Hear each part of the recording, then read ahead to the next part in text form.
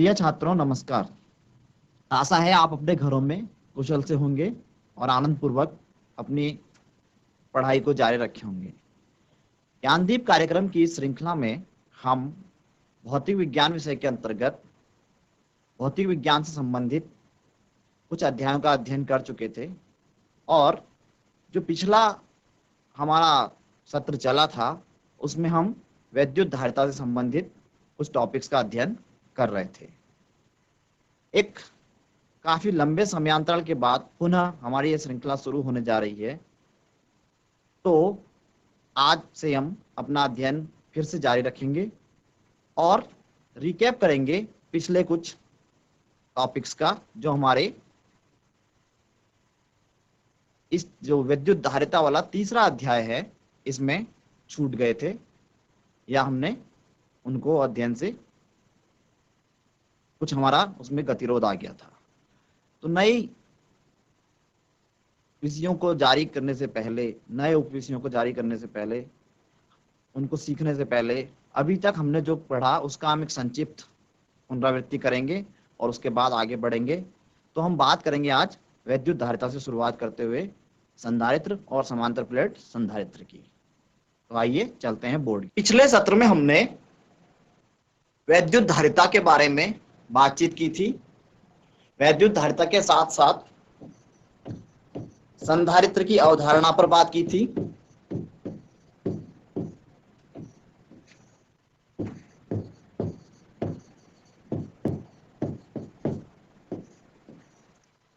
और समांतर प्लेट संधारित्र क्या है,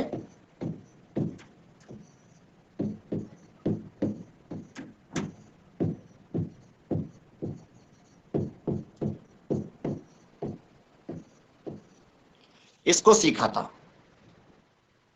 आज इन जो टॉपिक्स हैं इनका हम एक बार फिर से पुनरावृत्ति करते हुए, क्योंकि काफी समय बाद हमें दोबारा मिलने का अवसर प्राप्त हो रहा है, तो इनका एक संक्षिप्त रिवीजन करते हुए हम आगे बढ़ेंगे। तो हम शुरुआत करते हैं सबसे पहले वैद्युत धारिता से।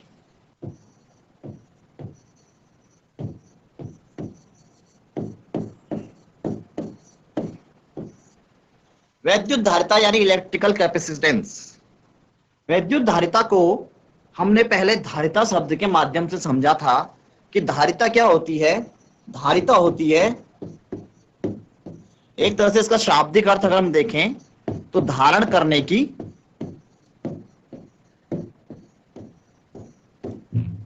क्षमता। यानी अगर हम कहें कि किसी बाल्टी में 20 लीटर पानी आता है तो उसकी धारिता क्या हो गई, 20 लीटर हो गई। इससे पहले भी कक्षा 11 में हम उष्मा धारिता शब्द का प्रयोग कर चुके हैं, यानी किसी चालक के द्वारा या किसी पदार्थ के द्वारा उष्मा को धारण करने की क्षमता।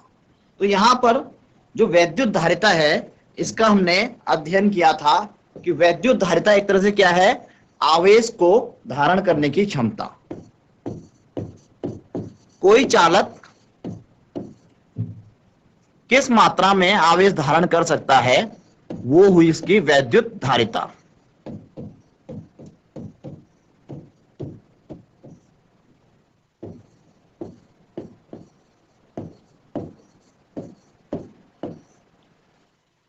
वैद्युत धारिता के लिए हमने प्रतीक C यानी कैपेसिटी का प्रयोग किया था और हमने ये देखा था कि यह निर्भर करती है चालक को दिए गए आवेश और विभव के, चालक के विभव के अनुपात पर। ये विद्युत धारिता का हमारा एक सामान्य सूत्र जो हमने निकाला था ये था C = Q/V। यानी किसी चालक को Q आवेश देने पर अगर उसके विभव में V वोल्ट की वृद्धि होती है तो Q/V ही क्या होगी, उसकी धारिता होगी। पारिभाषिक रूप से हमने कहा था कि किसी चालक के विभव में 1 वोल्ट की वृद्धि करने पर, यानी किसी चालक के विभव में 1 वोल्ट की वृद्धि करने के लिए उसे जितना आवेश दिया जाएगा वही क्या होगी, संख्यात्मक रूप से उसकी धारिता होगी। यहाँ पे परिभाषा को मैं पुनः बोर्ड पर नहीं लिख रहा हूं क्योंकि ये हम पिछले सत्र में कर चुके हैं, लेकिन एक चूंकि काफी समयांतराल के बाद ये कक्षा हमारी आज हो रही है, इसलिए हमें फिर से रिकैप करना जरूरी है कि धारिता है क्या। तो धारिता की अवधारणा हम देख रहे हैं कि वैद्युत धारिता क्या है, किसी चालक के द्वारा आवेश को धारण करने की क्षमता है। और इसकी परिभाषा क्या है कि यदि किसी चालक को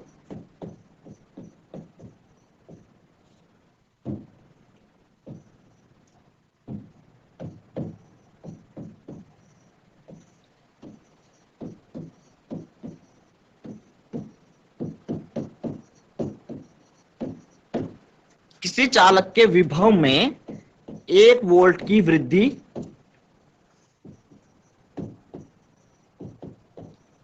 की जाए तो संख्यात्मक रूप से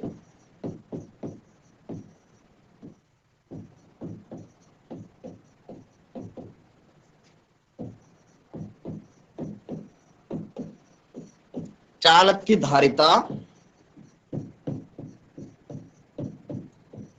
उसे दिए गए आवेश के बराबर होती है।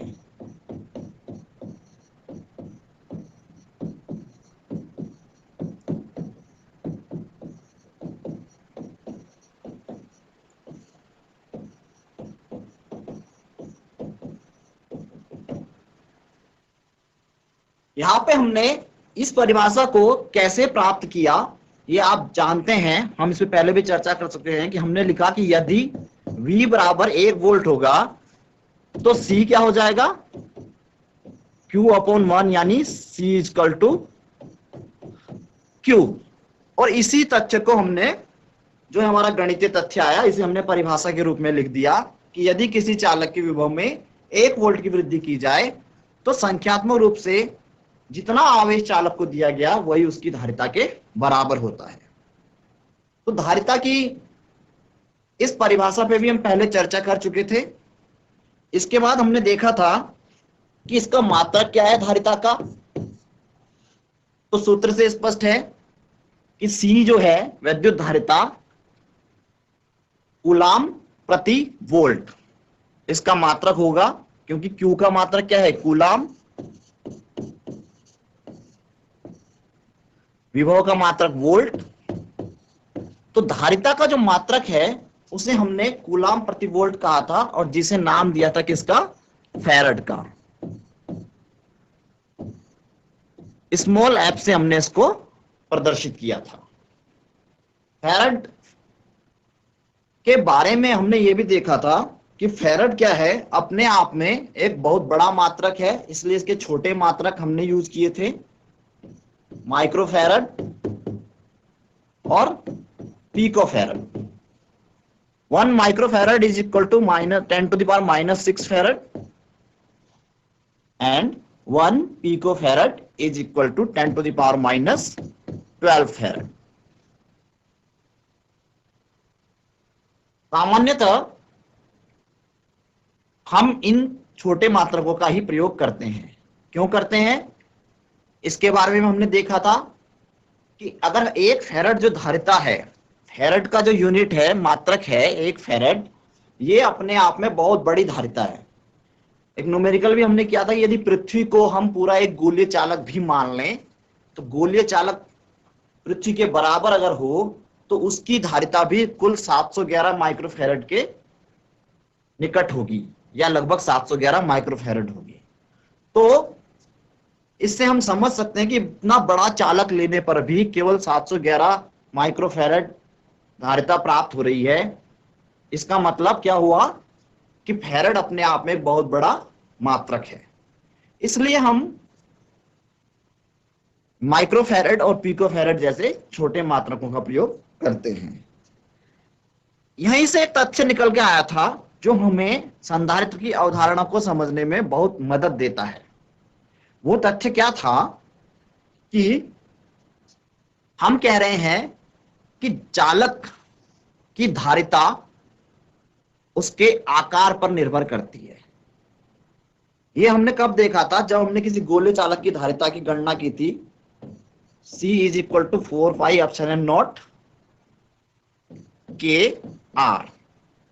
यहाँ पे आर क्या है? चालक की त्रिज्या है, के वो माध्यम है जिसमें चालक रखा हुआ है, और एप्सिलॉन नॉट निर्वात की वैद्युतशीलता।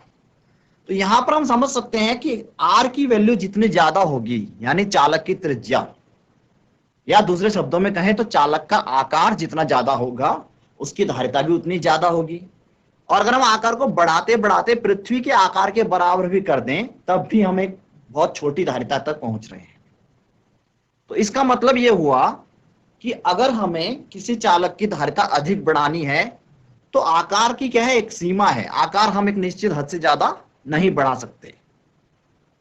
तो फिर क्या आया था? धारिता को बढ़ाने के लिए यहां पर हम देख सकते हैं C is equal to Q upon V है। धारिता को बढ़ाने का तात्पर्य चालक में आवेश की मात्रा का अधिक संचय करना। तो इस गणितीय कथन से हम क्या समझ सकते हैं? अगर हम V का मान कम कर दें, V का मान अगर हम कम कर दें, यानी जो विभव है उसको किसी तरीके से कम कर दें, घटा दें, तो क्या होगा? Q का मान और ज्यादा बढ़ाया जा सकता है। और Q का मान और ज्यादा बढ़ाने का मतलब होगा कि चालक की धारिता बढ़ाई जा सकती है। तो इससे एक संकेत निकल के आया, या एक समस्या का हल निकल के आया कि यदि किसी चालक के विभव में क्या कर दिया जाए? कमी कर दी जाए, तो हम क्या कर सकते हैं कि उसके आकार को बढ़ाए बिना उसमें संचित आवेश की मात्रा को बढ़ा सकते हैं। यानी छोटे आकार के चालक की धारिता भी ज्यादा हो सकती है। और इसी सिद्धांत के आधार पर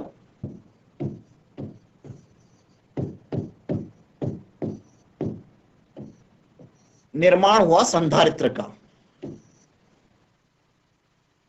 संधारित्र का सिद्धांत क्या था? इसे हमने स्वर्णपत्र विद्युतदर्शी यानी गोल्ड लीफ स्पेक्ट्रोस्कोप के प्रयोग से भी समझा था। और कुल मिलाकर हम इस निष्कर्ष पर पहुंचे थे कि यदि कोई चालक हमने लिया, उस चालक को हमने आवेशित किया, मान लिया हमें इस चालक को धनावेश दे रहे हैं, और हम इस चालक के समीप एक दूसरा चालक रख दें, बिल्कुल इसके समांतर और निकट, किसी अल्प दूरी पर हमने एक दूसरा चालक रख दिया। तो इस चालक को रखने के कारण क्या होगा? देखिए, विद्युत चुंबकीय प्रेरण की घटना होगी। पहले चालक पर धनावेश है, तो आवेश के प्रेरण के कारण दूसरे चालक पर ऋणावेश उत्पन्न हो जाएगा। इसके बाह्य पृष्ठ पर धनावेश उत्पन्न हो जाएगा।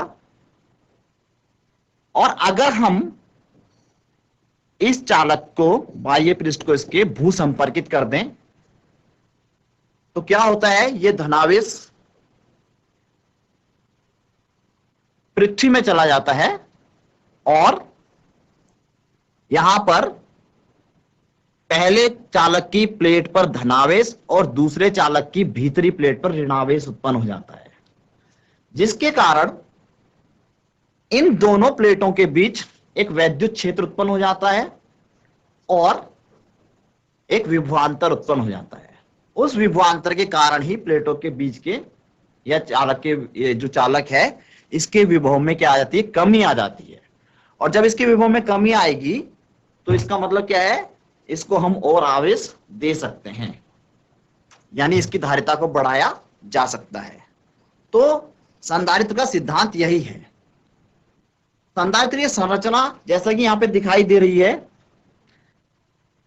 जरूरी नहीं है कि प्लेटें आयताकार हों, वर्गाकार हों, वृत्ताकार भी हो सकती हैं, गोलाकार भी हो सकती हैं, लेकिन शर्त यह है कि एक दूसरे के समांतर रखी गई हों और परस्पर अल्प दूरी पर हों।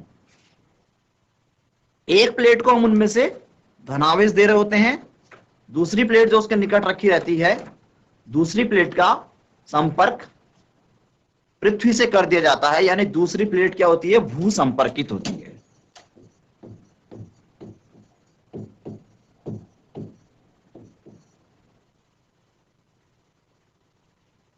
इस प्रकार की जो संरचना है या इस प्रकार का जो संयोजन है, इसे हम संधारित्र कहते हैं।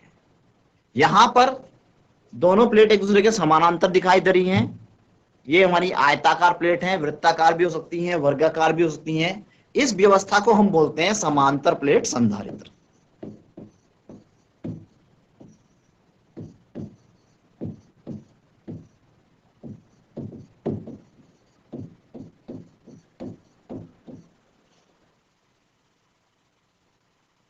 Parallel plate capacitor.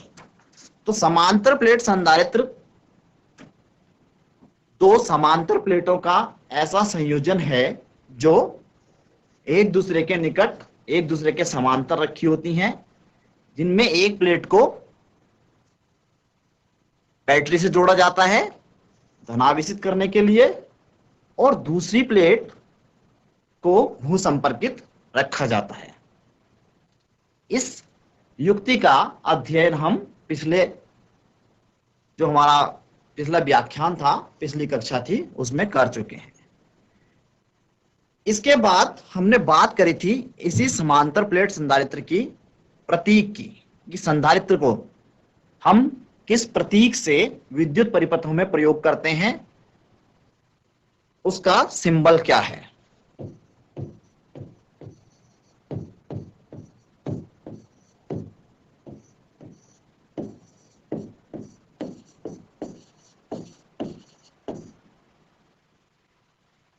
तो देखिए, संधारित्र में दो प्लेटें होती हैं, आकार उनका कैसा भी हो सकता है, लेकिन समान आकार की होंगी, दोनों का क्षेत्रफल समान होगा और एक दूसरे के समानांतर रखी होंगी। इसलिए संधारित्र को हम विद्युत परिपथों में इस तरह के प्रतीक से प्रदर्शित करते हैं। इसमें दो पैरेलल लाइंस होती हैं और दोनों लाइनों पर कनेक्टर लगे होते हैं। ये फिक्स धारिता का संधारित्र है, जिसकी धारिता क्या है, फिक्स है।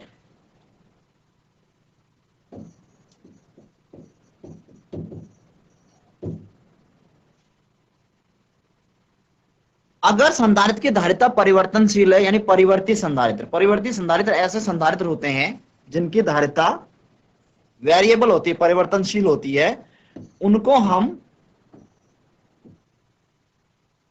इस प्रकार से दिखाते हैं। ये एरो का निशान इसमें, तो ये परिवर्ती संधारित्र की धारिता के लिए प्रतीक है या परिवर्ती संधारित्र का प्रतीक है। तो इसके बाद जब हम विद्युत परिपथ बनाएंगे तो विद्युत परिपथों में संधारित्र का प्रतीक जैसा कि बोर्ड पर बना है, इस प्रकार से हम प्रयोग करेंगे। आगे हम चलते हैं।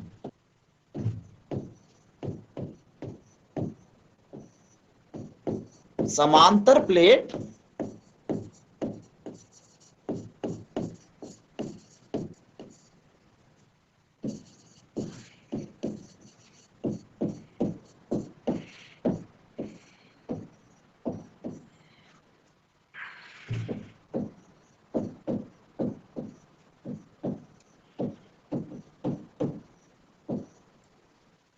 समांतर प्लेट संधारित्र की धारिता के लिए व्यंजक, यानी समांतर प्लेट संधारित्र जो है उसकी कैपेसिटी के लिए कौन सा सूत्र होगा, इसकी हमें स्थापना करनी है। तो हम मान लेते हैं कि एक समांतर प्लेट संधारित्र है जिसकी पहली प्लेट को हम धनावेशित कर रहे हैं,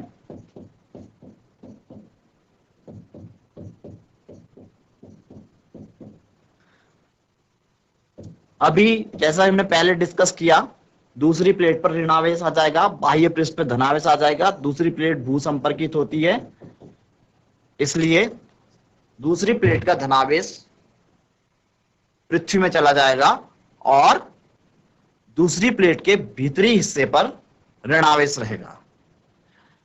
अब हम देख रहे हैं कि दूसरी प्लेट पर इधर क्या है, धनावेश है पहली प्लेट पर, और दूसरी प्लेट पर ऋणावेश है। दोनों प्लेटों के बीच आवेश के अंतर के कारण एक वैद्युत क्षेत्र उत्पन्न हो जाता है। तो मान लिया ये वैद्युत क्षेत्र E है और इन प्लेटों के जो बीच की दूरी है वो स्मॉल d है। दोनों प्लेटें एक दूसरे से d दूरी पर स्थित हैं। तो यहां हमें गणना करनी है कि इसकी धारिता क्या होगी, समांतर प्लेट संधारित्र की धारिता क्या होगी। तो देखिए, जब हम विद्युत क्षेत्र का अध्ययन कर रहे थे, विद्युत क्षेत्र की तीव्रता के बारे में पढ़ रहे थे, तो हमने देखा था कि दो समांतर आवेशित जो धातु की चादरें होती हैं उनके बीच कितना विद्युत क्षेत्र उत्पन्न होता है और वो विद्युत क्षेत्र किस पर निर्भर करता है। तो हमने ये देखा था कि जो विद्युत क्षेत्र होता है वो आवेश के पृष्ठ घनत्व सिग्मा पर निर्भर करता है। आवेश का पृष्ठ घनत्व सिग्मा, यानी अगर किसी चालक पर आवेश Q है, किसी चादर पर आवेश Q है और उसका क्षेत्रफल A है, तो जो आवेश का पृष्ठ घनत्व सिग्मा होता है वो बराबर होता है Q/A, यानी उस चालक पर आवेश और चालक के क्षेत्रफल के अनुपात के बराबर। दो समांतर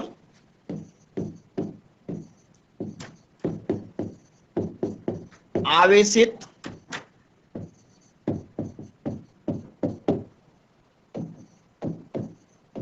चादरों के बीच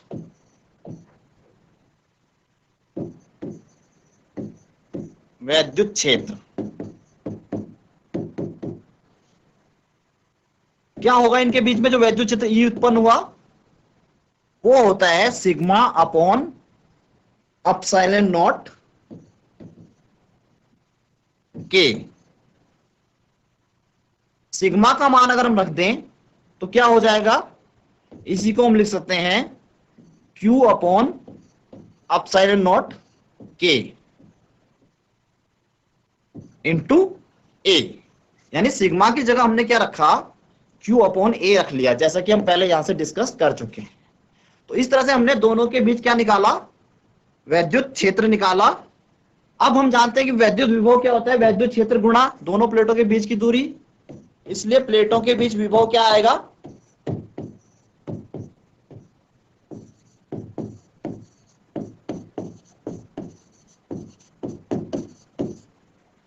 V is equal to E into D. E का मान हमने अभी निकाला Q upon epsilon nought K A into D. अब ये V का मान हमें मिल गया, प्लेटों के बीच विभवांतर हमें मिल गया, तो इसलिए धारिता C बराबर क्या होती है, Q अपॉन V से हम यहां पे निकाल सकते हैं Q अपॉन V का मान रख दें Q upon epsilon nought K A into D. यहां पे Q से Q कैंसिल हो जाएगा, इसको हम हल करेंगे। C is equal to epsilon nought K A upon D. तो ये समांतर प्लेट संधारित्र की धारिता के लिए हमें व्यंजक प्राप्त हो जाता है। इस प्रकार हम इसे ज्ञात कर सकते हैं। अगले टर्न पे हम अगले लेक्चर में हम इससे आगे बढ़ते हुए बात करेंगे। अगर हम इसके बीच में कोई चीज रख दें, कोई परावैद्युत माध्यम रख दें तो क्या होगा। तब तक के लिए धन्यवाद।